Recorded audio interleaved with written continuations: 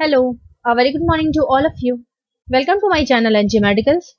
So today we are going to see the topic this diphtheria.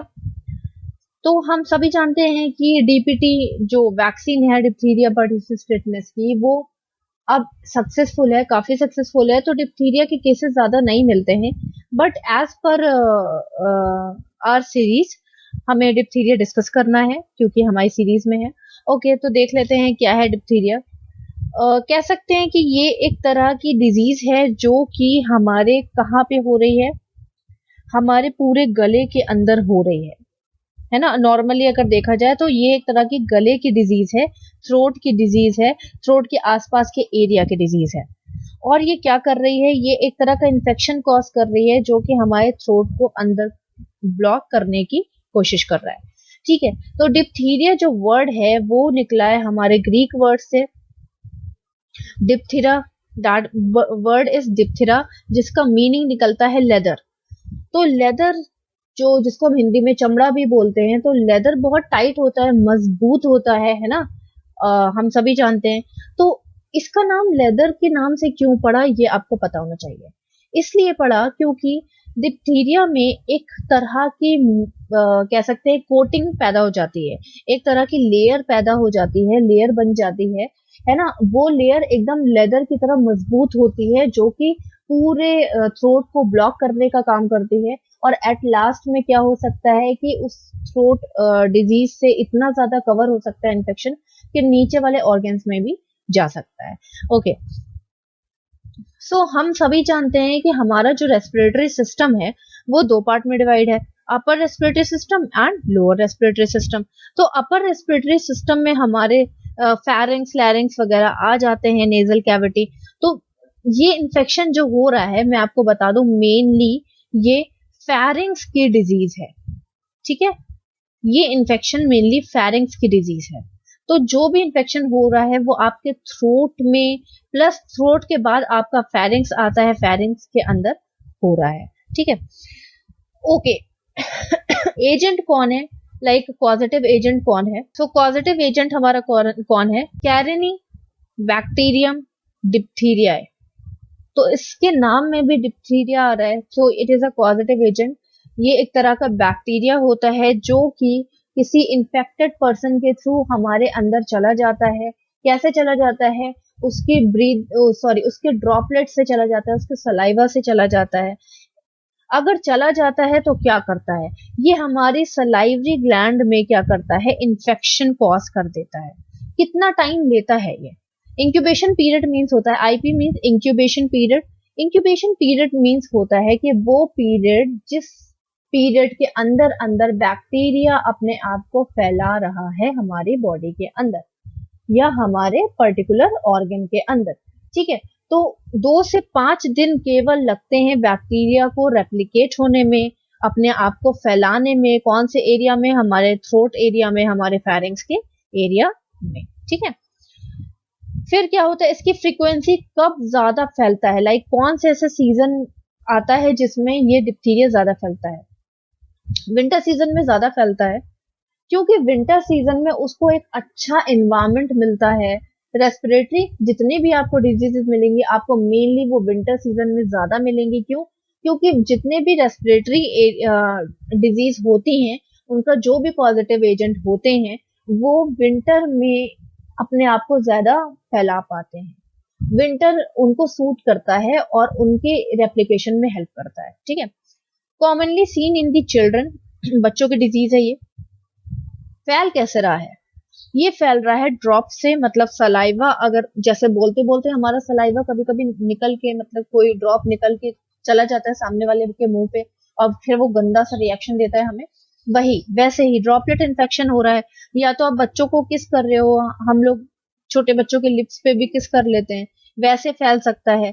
Nasal के secretion से, नाक उसकी running nose हो रही होगी, नाक बह रही होगी, कोल्ड हुआ रखा होगा, साथ में डिप्थीरिया का बैक्टीरिया भी अंदर हुआ होगा, तो वो फैल सकता है। ठीक है, sharing of the thermometer and twice.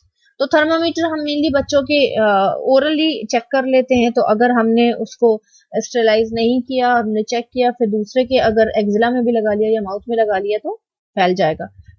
Twice से हो जाएगा क्योंकि छोटे बच्चे ट्वाइस अपने मुंह में डालते हैं करके। Okay, types of the infection पहले बता दिया, बैक्टीरिया से हो रहा है तो बैक्टीरियल इन्फेक्शन होगा। सीवियरिटी इसकी एक्यूट है क्योंकि वैक्सीन प्रेजेंट है, मतलब वैक्सीन तो है ही हमारे पास, तो सीवियरिटी इसकी क्रोनिक नहीं होती है। ओके, डेफिनेशन क्या कहती है, ये एक तरह का acute highly contagious bacterial disease है। कंटाजियस मीन्स होता है transfer from one person to another, मतलब ये एक ऐसी डिजीज है जो कि एक से दूसरे को फैल सकती है। ठीक है, क्यों हो रहा है ये, बैक्टीरिया की वजह से हो रहा है। बैक्टीरिया कर क्या रहा है, अंदर इन्फेक्शन और इन्फ्लेमेशन कर रहा है। किसका इन्फ्लेमेशन इन्फेक्शन कर रहा है, हमारी म्यूकस मेम्ब्रेन, जो कि हमारी सलाइवा म्यूकस प्रोड्यूस करती है। ठीक है, okay, inflammation of the pharynx, इसको एक लाइन में अगर हम जानना चाहें तो इन्फ्लेमेशन ऑफ द फेरिंग्स भी बोल सकते हैं। तो फेरिंग्स होता कहाँ है ये देख लेते हैं। देखो, फेरिंग्स हमारे 3 पार्ट में डिवाइड होता है। नेजोफेरिंग्स, नाक के पीछे, आपकी जो पूरी नाक है यहाँ पे आप उंगली डालते हो, ज्यादा दूर तो नहीं जाती है ना फिंगर, यहाँ तक डाल दिया बस, ज्यादा से ज्यादा। इसके बाद भी नेजल एरिया काफी बड़ा होता है।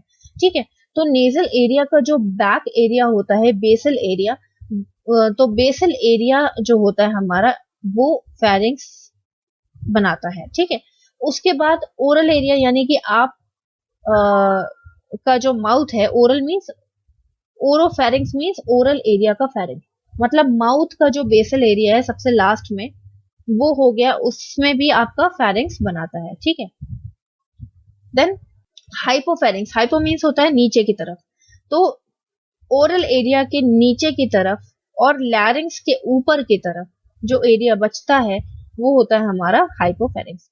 तो ये पूरा जो आप एरिया देख रहे हो ब्लू वाला, ये पूरा आपका फेरिंग्स है। इसका मतलब जो बैक्टीरिया अपने आप को फैलाता है ना, वो यहीं पे फैलाता है और यहाँ तक चला जाता है। तो इसका मतलब ये भी हुआ कि अगर बैक्टीरिया बहुत ज्यादा बढ़ जाएगा तो वो हमारे ट्रैकिया को भी अटैक कर सकता है, लंग्स को भी अटैक कर सकता है, हार्ट को भी अटैक कर सकता है ना। तो सीवियर फॉर्म अगर हम देखें तो सीवियरिटी कहाँ तक चली जाएगी, डेथ तक भी जा सकती है। क्यों, क्योंकि हमारे हार्ट में जहां पर भी इंफेक्शन हुआ, हमारी सीवियरिटी वहीं पर पीक पे पहुंच गई। नेक्स्ट देख लेते हैं इंसिडेंस रेट। तो देखो, वर्ल्ड वाइड अगर आप देखो तो दुनिया में मतलब 1000 केसेस में से 500 केसेस आपको फेटल के मिलेंगे। फेटल मींस डेड केसेस तक मिल जाएंगे आपको, बच्चों की डेथ के केसेस भी मिल जाएंगे। इंडिया में देखो तो कलकत्ता, दिल्ली और मुंबई में रिसर्च के थ्रू पता चला है कि यहाँ पे केसेस ज्यादा मिलते हैं, मे बी पॉपुलेशन की वजह से हुआ हो। नेक्स्ट आ जाओ रिस्क फैक्टर्स पे। देखो कितना गंदा सा लग रहा है ये पूरा अंदर, है ना, ये है आपका डिप्थीरिया।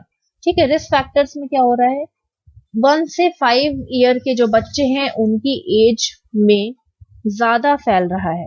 क्यों ज्यादा फैल रहा है, हो सकता है इम्यून पावर कम हो सकता है कि उन बच्चों को कह सकते हैं डीपीटी की वैक्सीन ना लगी हो, है ना। सेक्स में बोथ सेक्स, ऐसा कोई पर्टिकुलर मेल फीमेल का कोई नाटक नहीं है इसमें। इम्यूनोसप्रेसिव पेशेंट में, मतलब वो बच्चे जिनकी इम्यूनिटी बहुत कम है। अब भाई साहब आप सोच रहे होगे भाई क्यों इम्यूनिटी कम हो गई, हो सकता है कि बच्चे को एड्स हो सकता है कि बच्चे को बच्चे की जो मदर है उसने ब्रेस्ट फीड ना कराया हो। हम सभी जानते हैं कि जब माँ अपना बच्चे को दूध पिलाती है, ब्रेस्ट फीड कराती है, तो इम्यूनिटी गेन करता है बच्चा, बीमारियों से लड़ने की ताकत पैदा हो जाती है बच्चे के अंदर। ठीक है, जो माएँ अपने बच्चे को ब्रेस्ट फीड नहीं कराती हैं, इम्यूनिटी उनके बच्चों की लो रहती है, क्योंकि ब्रेस्ट फीड के अंदर बहुत इम्यूनिटी होती है। आईजीजी, आईजीएम, हर तरह की immunity power breast feed baby को देता है। लो सोशियो इकोनॉमिक स्टेटस, वो मदर जो बहुत गरीब हैं तो वो टीका भी नहीं लगवा पाएंगी, वैक्सीनेशन नहीं करवा पाएंगी, जब नहीं करवा पाएंगी तो उनको रिस्क ज्यादा हो जाएगा। पुअर हेल्थ, मतलब वही मैंने आपको बता दिया, एचआईवी बेबी हो सकता है कि एचआईवी पॉजिटिव है ना, हो सकता है कि इम्यूनिटी कम हो सकता है कि बेबी को रेस्पिरेटरी ट्रैक इन्फेक्शन हुआ हो और उसकी इम्यूनिटी कम हो गई हो। क्यों, क्योंकि पहले से एक इन्फेक्शन हो रखा था और उस इन्फेक्शन ने इम्यूनिटी के मतलब इम्यून सिस्टम को पहले से ही बिजी कर दिया, इम्यून सिस्टम हमारा थक गया और दूसरा इन्फेक्शन हमें लग गया। ठीक है, एपिडेमिक एरिया, मतलब वो इन्फेक्टेड एरिया जहां पे केसेस ज्यादा मिल रहे हैं। तो जहां ज्यादा केसेस मिलेंगे तो मैंने आपको बता दिया कि कैसे कैसे ये फैलता है। तो अगर वहां पे जो बच्चे होंगे तो उनको भी लग जाएगा, जैसे कि कोविड आजकल देख लो, जहां पे ज्यादा पेशेंट मिल रहे हैं वहां केसेस बढ़ते चले जा रहे हैं। नेक्स्ट, ओवर क्राउडिंग प्लेसेस, मतलब जहां ज्यादा भीड़ भाड़ वाला एरिया होगा, जहां वही सेम चीज है कि जहां ज्यादा भीड़ होगी वहां इन्फेक्शन के चांसेस ज्यादा बढ़ेंगे। अब कोई एक पेशेंट है, कि कोई एक बच्चा है जिसको डिप्थीरिया हो गया है, उसको मैं अगर किसी क्राउडी एरिया में लेके जाऊं और ना ही मैं उसको मास्क लगाऊं और वो कफिंग करे, स्नीजिंग करे, तो वहां के मेरे आसपास के जितने भी लोग होंगे, बच्चे होंगे, उनको फैलने के चांसेस बढ़ जाएंगे। नेक्स्ट है आपका पैथोफिजियोलॉजी। तो पैथोफिजियोलॉजी में हमेशा की तरह जो पॉजिटिव एजेंट है वही कांड कर रहा है यहाँ पे। तो पॉजिटिव एजेंट ने किया क्या? वो गया हमारे, देखो ड्रॉपलेट इन्फेक्शन है तो किसी के ड्रॉप से चला गया होगा, जाने के बाद उसने क्या किया, उसने कहा अरे भाई मैं क्यों अंदर जाऊं, यहाँ पे तो अच्छा लग रहा है, कितना मुलायम मुलायम सा है, सॉफ्ट सॉफ्ट सा एरिया है, फेरिंग्स, चलो यहीं पे बैठ जाते हैं। उसने क्या किया, वहीं पे बैठ गया और इन्फेक्शन इन्फ्लेमेशन करना स्टार्ट कर दिया। यहाँ पे इसकी हालत देख लो, कितना रेड हो रखा हुआ है एरिया, यहाँ पे बैक्टीरिया अपने आप को फैला चुका है।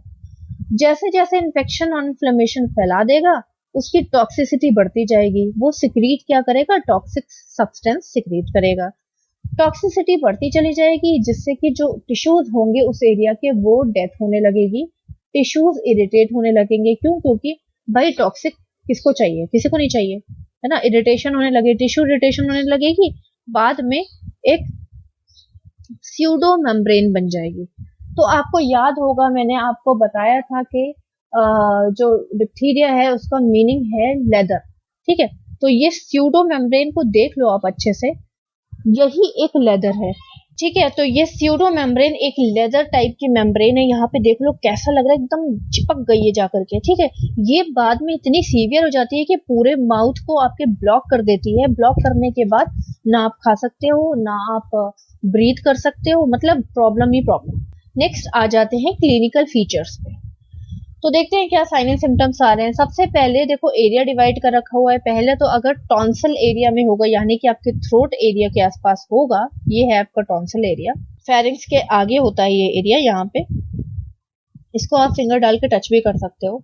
अगर इस एरिया में हुआ तो फीवर आएगा, ज्यादा तेज फीवर नहीं आएगा लेकिन आएगा फीवर। तो फीवर क्यों आता है हर बार बताती हूँ, इस बार भी सुन लो।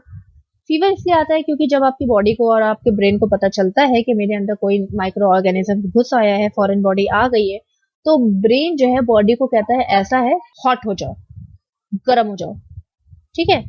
तो बॉडी हो जाती है गर्म, क्यों हो जाती है, ताकि वो माइक्रो ऑर्गेनिजम्स को किल कर सके। ओके, सोर थ्रोट यानी कि थ्रोट में इरिटेशन होगी, थ्रोट में पेन होगा, उसी को हम सोर थ्रोट कहते हैं, ठीक है। इस सोर थ्रोट में ऐसा क्यों हो रहा है, क्योंकि देखो इन्फेक्शन फैल रहा है। इसके अलावा अगर फेरेंजियल एरिया में पहुंच गया इन्फेक्शन, ये देखो फेरिंग्स में, यानी कि कितनी पीछे, सॉरी, कितनी पीछे पहुंच गया। इमेज तो मैं आपको पहले ही दिखा चुकी हूँ कि फेरिंग्स कहाँ होते हैं।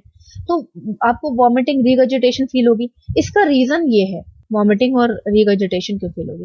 रिगर्जिटेशन मीन्स आपको उबकियां आएंगी, मतलब आपको लगेगा कि पलट जाएगा, मतलब वॉमिटिंग हो जाएगी, हो जाएगी, हो जाएगी, लेकिन होती नहीं है, आपको बस ऐसा लगता है कि हो जाएगी, आप ऐ करोगे, ठीक है, समझ गए। तो यहाँ पे हो क्यों रहा है ये इसलिए हो रहा है क्योंकि इन्फेक्शन फेरिंग्स में गया, फेरिंग्स में दिखा देती हूँ।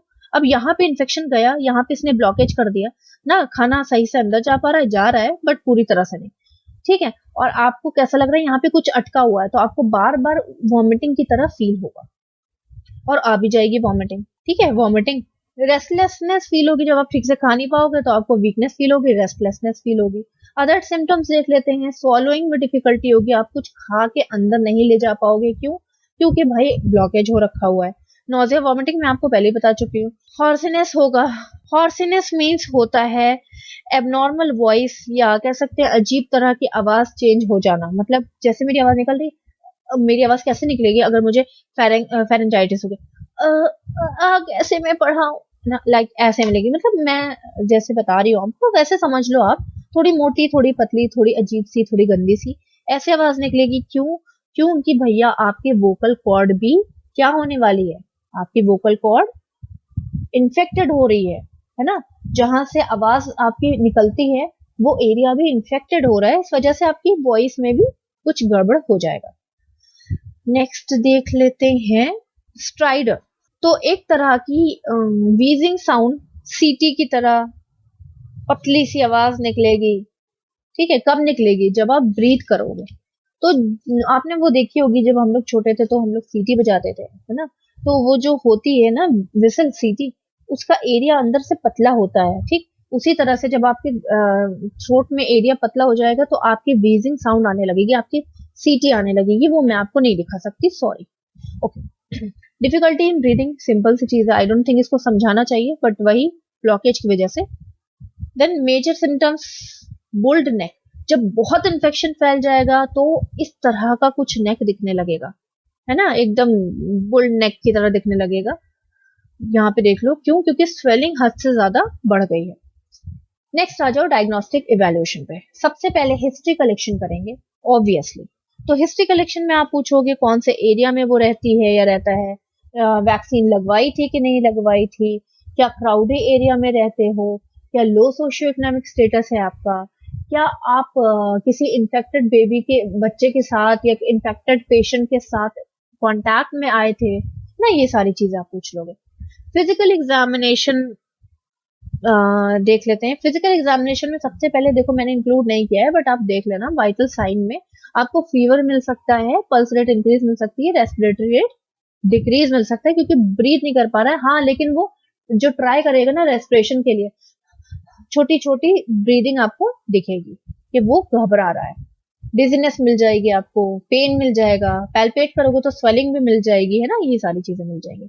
ईसीजी करा लोगे। ईसीजी क्यों करा लोगे? जैसा कि मैंने बताया था कि जैसे सीवियर कंडीशन आएगी तो कार्डियक में, जब देखो सीवियर कंडीशन आई, मैं आपको बताती हूँ कि हार्ट में क्यों आया इन्फेक्शन। जब बहुत ज्यादा सीरियस कंडीशन आई, बैक्टीरिया हर जगह फैल गए। बैक्टीरिया हर जगह फैल गए तो वो ब्लड सप्लाई में चले गए। ब्लड सप्लाई में चले गए तो ब्लड हमारा हार्ट में जाता है, हाँ, ताकि हार्ट उसको पंप करे, तो हार्ट में चले गए। अब मायोकार्डाइटिस क्यों हुआ? तो मायोकार्डाइटिस मींस क्या होता है? Middle layer infection of the heart. Heart की 3 लेयर होती हैं, pericardium, myocardium and endocardium. Pericardium बाहर की लेयर होती है, मायोकार्डियम बीच की लेयर होती है जिसमें हार्ट के ब्लड सप्लाई जाती है, और एंडोकार्डियम अंदर की लेयर होती है। तो भाई जहां ब्लड सप्लाई जाएगी वहीं पे इन्फेक्शन होगा, तो मायोकार्डियम यानी कि मायोकार्डाइटिस हो गया। इसके अलावा ईसीजी आपने करा लिया ताकि आपको पता चले कि हार्ट जो है वो ठीक से रिदम कर रहा है कि नहीं, हार्ट ठीक से लाइक बीट कर रहा है कि नहीं, वो फंक्शन कर रहा है कि नहीं। तो नेक्स्ट देख लेते हैं चिक टेस्ट। ये देखो चिक टेस्ट, ये मेनली डिप्थीरिया के लिए होता है। इसमें हम करते क्या है, हम एंटीटॉक्सिन डालते हैं इसमें। ठीक है, एंटीटॉक्सिन्स में हम डालेंगे मिनिमल लीथल डोज। यहाँ पे मैं इमेज में आपको दिखाती हूँ, देखो यहाँ पे क्या हो रहा है, इसके अंदर एंटीटॉक्सिन्स है, मिनिमल लीथल डोज है। ठीक है, डिप्थीरिया का, डिप्थीरिया टॉक्सिन है इसके अंदर। ठीक है, तो इसमें क्या हो रहा है, डिप्थीरिया टॉक्सिन है जो कि हमने इंट्राडर्मली लगा दिया पेशेंट को। कितना लगा दिया? 0.1 ml लगा दिया। ठीक है, लगाने के 2 से 4 दिन बाद हम रीचेक करेंगे। रीचेक करने पे हमें क्या पता चलेगा कि अगर जो फॉर आर्म जहां पे लगा हुआ था इंजेक्शन, 10 से 50 mm रैश अगर पड़ जाता है, रेडनेस अगर 10 से 50 mm तक पहुंच जाती है उस एरिया में, देन क्या होगा, हम डिप्थीरिया डिक्लेयर कर देंगे। क्यों डिक्लेयर कर देंगे? देखो मैं इसका रीजन भी आपको बता देती हूँ। सबसे पहले यहाँ पे हमने इंजेक्ट किया, फिर हमने यहाँ पे मार्क लगा दिया, फिर 2 से 4 दिन बाद हमने चेक किया। ठीक है, यहाँ पे चेक किया तो हमें 10 से 50 mm अगर यहाँ पे रेडनेस मिल गई, मान लो ये मैं कलर कर देती हूँ, 10 से 50 mm अगर हमें रेडनेस मिल गई तो हम समझ जाएंगे कि इस पेशेंट को डिप्थीरिया है। क्यों? देखो ये रीजन मैं आपको बता देती हूँ कि कैसे पता चल रहा है। देखो सबसे पहले तो अगर पेशेंट को के अंदर कोई इम्यून पावर नहीं एक्टिवेट होती है, ठीक है, तो इसका मतलब पेशेंट को पहले से डिप्थीरिया था, जितनी भी हमारी इम्यून पावर थी वो पहले से यूज हो चुकी है। अब उसके पास इतनी कैपेबिलिटी नहीं है कि वो इस रेडनेस को रोक सके। रेडनेस का मतलब ये है कि यहाँ पे इन्फेक्शन फैल चुका है, समझ गए। और जिन पेशेंट को ये रेडनेस नहीं आती है, समझ लो उन पेशेंट को डिप्थीरिया नहीं है। सिंपल लैंग्वेज में अगर मानो तो अगर रेडनेस आई, इसका मतलब यहाँ पे जो टॉक्सिसिटी फैल चुकी है, ठीक है, और पेशेंट के अंदर इतना दम नहीं है, पेशेंट की इम्यूनिटी के अंदर, कि वो इस टॉक्सिसिटी को रोक पाए। इसका मतलब पहले से उसको डिप्थीरिया था, वो पहले से ही बैक्टीरिया से लड़ रही है, इसी वजह से उसके अंदर इतनी पावर नहीं है कि वो उस रेडनेस को रोक पाती, ठीक है। और अगर रेडनेस को रोक लिया हमारी बॉडी ने, तो इसका मतलब हमारा जो इम्यून सिस्टम है वो अभी भी एक्टिव है, अभी भी कह सकते हैं स्ट्रांग है। क्यों? क्योंकि उसके अंदर कोई इन्फेक्शन नहीं है, इसलिए हमारा इम्यून सिस्टम स्ट्रांग है और उसने रेडनेस को रोक लिया, आने नहीं दिया। आई थिंक आपको क्लियर हुआ होगा। नहीं क्लियर हुआ है तो रिपीट सुन लो, इजी है काफी। फिर आ जाते हैं थ्रोट स्वैब कल्चर। तो थ्रोट से हम कल्चर लेंगे, पेशेंट को बोलेंगे कि उनको रिंस नहीं करना है, कुल्ला नहीं करना है, जैसे उनके अंदर म्यूकस है उसी में हम क्या डालेंगे, एक ये देखो स्वैब टेस्ट करेंगे। इसको हम राउंड राउंड घुमा के अच्छे से कवर कर लेंगे इस कॉटन स्टिक को, और जाकर के लैब में भेज देंगे। और माइक्रो ऑर्गेनिजम्स के अंडर में हमें क्या मिलेगा, माइक्रो ऑर्गेनिजम्स किस टाइप का है, क्या है, कौन सा है। नेक्स्ट आ जाते हैं ट्रीटमेंट ऑफ द डिप्थीरिया। तो ट्रीटमेंट में सबसे पहले हम एंटीबायोटिक्स देंगे, क्यों? क्योंकि इन्फेक्शन हुआ है तो एंटीबायोटिक्स देंगे ताकि वो इन्फेक्शन को रोक सके। तो दोनों में से एक ही ड्रग देंगे, या तो पेनिसिलिन देंगे या तो एजिथ्रोमाइसिन देंगे 500 mg, ठीक है। मेनली एजिथ्रोमाइसिन देते हैं, बीडी में देते हैं 500 mg मॉर्निंग में, 500 mg इवनिंग में। तो पेनिसिलिन हम कम देते हैं क्योंकि पेनिसिलिन ब्रॉड स्पेक्ट्रम एंटीबायोटिक है और इसका कभी कदार स्किन पे रिएक्शन भी आ जाता है, इस वजह से हम एजिथ्रोमाइसिन ज्यादा प्रेफर करते हैं। ऑक्सीजन थेरेपी तब देंगे जब पेशेंट को ब्रीदिंग की बहुत ज्यादा डिफिकल्टी होगी, तो हमें ऑक्सीजन देना पड़ेगा। ट्रैकियोस्टॉफी देंगे। ट्रैकियोस्टॉफी क्या होता है? एक तरह का ये कह सकते हो कि प्रोसीजर है। इसमें हम करते क्या है, मेडिकल प्रोसीजर है। इसमें हम एक ओपनिंग क्रिएट करते हैं नेक के अंदर और एक ट्यूब अंदर डाल देते हैं विंड पाइप में। ट्यूब डालने के बाद वो क्या करता है, वो हमें ब्रीदिंग में हेल्प करता है, क्योंकि ब्रीदिंग तो वो कर नहीं पा रहा है, तो हम ट्यूब के थ्रू ब्रीथ कराते हैं। यहाँ पे देख लो, विंड पाइप के पास उन्होंने ट्यूब डाला है और वो ब्रीदिंग में हेल्प कर रहा है, ऑक्सीजन प्रोवाइड कर रहा है और CO2 को बाहर निकलवा रहा है। एंटीटॉक्सिन्स दे सकते हैं। तो एंटीटॉक्सिन्स में मैंने आपको बताया डिप्थीरिया एंटीटॉक्सिन्स आती है, यहाँ पे देख लो, डिप्थीरिया एंटीटॉक्सिन्स के नाम से ही आती है। 40,000 इंटरनेशनल यूनिट हम दे सकते हैं IM या IV as prescribe by the doctors. Supportive therapy इसके अलावा हम देते हैं और इससे ज्यादा हम कुछ नहीं देते हैं। सपोर्टिव थेरेपी में हम क्या देंगे, पैरासिटामोल दे सकते हैं। देखो, सपोर्टिव थेरेपी में सिम्टोमेटिक ट्रीटमेंट, फीवर है तो पैरासिटामोल दे दोगे, बेबी को या सॉरी चाइल्ड को इनकरेज करोगे कि ज्यादा से ज्यादा पानी पिए। क्यों? क्योंकि अंदर म्यूकस का थिकनेस नहीं होनी चाहिए। अगर अंदर म्यूकस थिक हो जाएगा तो थ्रोट बिल्कुल ब्लॉक हो जाएगा। डिस्टरबेंस अवॉइड करना है, पेशेंट को डिस्टर्ब नहीं करना है। क्यों? क्योंकि ज्यादा डिस्टरबेंस की वजह से ब्रीदिंग एक्टिविटी या घबराहट ज्यादा होने लगती है, ऑलरेडी उसको ब्रीदिंग डिफिकल्टी हो रही है, तो हमें डिस्टर्ब नहीं करना है। रेस्पिरेटरी स्टेटस चेक करते रहना है हर 3 घंटे में, ठीक है, कि उसको ऐसा तो नहीं कि ब्रीदिंग डिफिकल्टी हो रही है और उसकी डेथ ना हो जाए। चाइल्ड को एडमिट करना है और क्लोज ऑब्जर्वेशन करना है, ठीक है, नर्सेस को क्लोज ऑब्जर्वेशन में रखना है। क्यों? क्योंकि उसको, वो छोटा बच्चा है, वो आपको इतना क्लियर शायद नहीं बता पाएगा, इसलिए आपको क्लोज ऑब्जर्वेशन में रखना है। नेक्स्ट, नर्सिंग मैनेजमेंट में आप क्या करोगे, कंट्रोल करोगे इन्फेक्शन को। सॉरी, कैसे कंट्रोल करोगे इन्फेक्शन को? आपको क्या करना है, आइसोलेट करके रखना है पेशेंट को। क्यों? जिससे कि एक जगह से दूसरी जगह इन्फेक्शन ना फैल सके। इसके अलावा ड्रॉपलेट इन्फेक्शन को प्रिवेंट करना है, पेशेंट को बोलना है मास्क लगाने के लिए। देन इम्यूनाइजेशन के लिए मतलब पूछना है कि क्या उन्होंने इम्यूनाइजेशन कराया था। बाकी बैक्टीरियल अटैच, मतलब एक from one person to another bacteria को ट्रांसफर होने से रोकना है। पेशेंट को तो मास्क लगवाना है, खुद भी मास्क लगाना है, यूनिवर्सल प्रिकॉशंस यूज करना है, लाइक ग्लविंग, गाउनिंग, मास्किंग, कैपिंग वगैरह आप यूज कर सकते हो, जिससे कि आपको ना हो जाए इन्फेक्शन। नेक्स्ट है आपका हेल्थ एजुकेशन, आपको देना है। आपको उनको बोलना है कि इट विल बी फाइन। उनके पेरेंट्स बहुत घबराए होंगे अपने बच्चों के लिए, तो उनके पेरेंट्स को भी साइकोलॉजिकल सपोर्ट देना है और बच्चे को भी सपोर्ट देना है। डाइवर्जनल थेरेपी भी दे सकते हो। नेक्स्ट, माउथ कवर करके रखना है, जब वो स्नीज और कफिंग करे वो आपका मास्क से ही मैनेज हो जाएगा। कॉम्प्लिकेशंस में मायोकार्डाइटिस हो जाएगा, मैंने आपको पहले ही बता दिया कि inflammation of the myocardial layer. Then peripheral neuropathy. Peripheral neuropathy means होता है कि जो न्यूरोपैथी मीन्स होता है कि हमारे जो नर्व्स होती है, पेरिफेरल नर्व्स, उसके अंदर इन्फेक्शन फैल जाएगा। तो पेरिफेरल नर्व्स क्या होती हैं ये आपको पता होना चाहिए। ये देख लो, ये जितना भी आपको दिख रहा है ना जाते हुए, ये सारी चीजें, ये सारे लंबी लंबी नर्व्स ना, ये होती है हमारी पेरिफेरल नर्व्स। पेरिफेरल मीन्स होता है अवे फ्रॉम दी सेंटर, यानी कि ब्रेन से दूर वाली नर्व्स। तो ब्रेन से ही निकलती हैं ये नर्व्स और ब्रेन से दूर चली जाती हैं, इसलिए इनका नाम पेरिफेरल नर्व्स पड़ा है।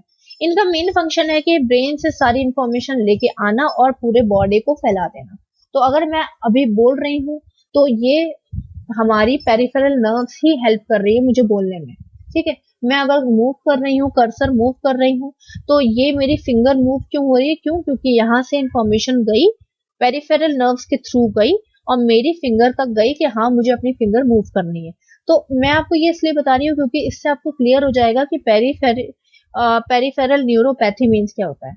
जब पेरिफेरल न्यूरोपैथी हो जाएगा, मतलब नर्व्स में इन्फेक्शन हो जाएगा, तो हमारी जो नॉर्मल फंक्शनिंग होगी, जैसे कि हम लेग्स मूव करते हैं, हम अपने आप को मूव करते हैं, हमें कुछ करना हो तो करते हैं, चलते हैं, दौड़ते हैं, बैठते हैं, सोते हैं, ये सारी चीजें हम नहीं कर पाएंगे। हर चीज में डिफिकल्टी हो जाएगी। क्यों? क्योंकि जो ट्रांसफर कर रही थी इंफॉर्मेशन, उसमें ही इंजरी हो गई है और इन्फेक्शन हो गया है। हार्ट फेलियर हो जाएगा, पहले ही बता चुकी हूँ, मायोकार्डाइटिस हो गया है। अगर मायोकार्डाइटिस को हम मैनेज नहीं कर पाए तो पूरे हार्ट में इन्फेक्शन हो जाएगा, फेल हो जाएगा हार्ट। किडनी फेलियर हो जाएगा क्योंकि हार्ट ही फेल हो गया तो किडनी क्या कर लेगी। देन लैरेंजाइटिस, फेरेंजाइटिस तो हो ही गया, लैरेंजाइटिस भी हो जाएगा। फेरेंजाइटिस यानी फेरेंक्स के नीचे वाला जो एरिया है वो होता है हमारा लैरिंक्स, जिसमें हमारा एपिग्लॉटिस, वोकल कॉर्ड वगैरह होती है। ठीक है, तो वहां पर भी यहाँ से यहाँ इन्फेक्शन आने में कितना टाइम लगेगा। इसके अलावा प्रिवेंशन के लिए हमें क्या करना है? अर्ली डायग्नोसिस करना है, मतलब हम सर्वे कर सकते हैं, हम पेशेंट को ये बता सकते हैं, हर किसी को ये हेल्थ एजुकेशन कर सकते हैं कि कुछ भी इन्फेक्शन थोड़ा भी हो रहा है तो आप आकर के पहले जल्द से जल्द हॉस्पिटल में दिखाओ। पेशेंट को आइसोलेट करके रखना है जिससे खुद को और हम बाकी पेशेंट को और रिलेटिव्स को बचा सके। इम्यूनाइजेशन करना है बच्चों का, इसके लिए आपको बोलना है कि भाई इम्यूनाइजेशन कराइए, ठीक है, वैक्सीन लगाइए। वैक्सीन नहीं लगाएंगे, देखो डीपीटी वैक्सीन बहुत फेमस है, वैक्सीन आप नहीं लगवाओगे तो क्या होगा? प्रॉब्लम क्रिएट होगी और आगे चल के ये प्रॉब्लम बड़ी हो सकती है।